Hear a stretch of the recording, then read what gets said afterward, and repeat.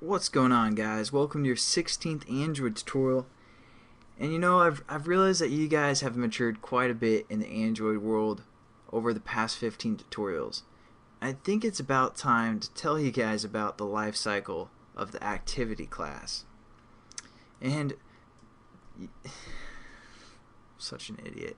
Alright, what we're going to do is talk about the life cycle of the activity class, like I said, because what happens now is we had our application run, but still our splash screen is there. If we hit the back button, it's going to go back to our splash activity, and we don't want that because, we want our splash activity to basically kill itself after it's been displayed for the most part, because it's taking up some memory, or it potentially could take up some memory, so we're going to free up some of that memory for the most part.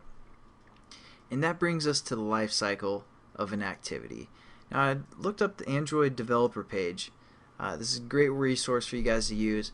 Just search activity and it'll go to the life cycle of the activity. That's where you guys can find this. I'm just going to talk through kind of the life cycle and which methods are important for the most part. So here's what happens. An activity starts. Our splash screen, for example, starts.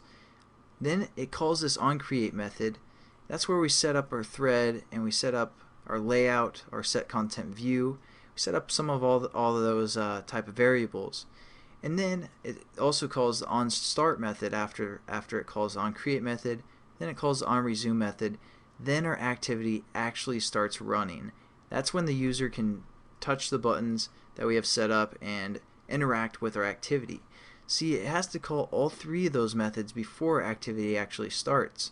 Now, if our activity is running and we get a text message, or for example, if our splash activity starts a new activity, the splash activity is going to go through an onPause and basically go through, when it's no longer visible, it's going to go through call an onStop method. Or yeah, so basically the most important one is the onPause. But if our activity gets shut down, it's going to call the onPause, onStop, and onDestroy. So for example, if you guys are creating a game and the person gets a text message right in the middle of the game, you might want to have, a method or setting up some variables or some methods that will save the data within an onPause method, because it will call that onPause method before anything else happens. So that's kind of the way that you want to think about it, is you can set up some last minute or save points or something within this onCreate method, or within this onPause method. And then once our activity gets started back up, it's going to go through this onResume method again before it starts running. So the only method that from our activity class that we are familiar with is this onCreate method. But we're going to kind of use some of these other methods as well. But what I want to show you guys sorry, I'm getting kind of ahead of myself here. What I want to show you guys is that we're going to use this onCreate method, but the only other two methods that are really important for the most part is this onPause method and this onResume method, because even if our activity gets destroyed, it's going to go through this onPause method before it goes through these methods as well. So we might as well set up everything within this onPause method and we won't have to worry about these. And also the onResume method, we can set up some of our resume methods or variables that we need to set up before activity starts again. So those are going to be the three basic methods that we're going to use for activities in the future. But as for our splash activity, we're going to get into that right now. So open up your splash activity and hit enter right here, so we only have one bracket left. This is for our whole class. This one is for our starting method.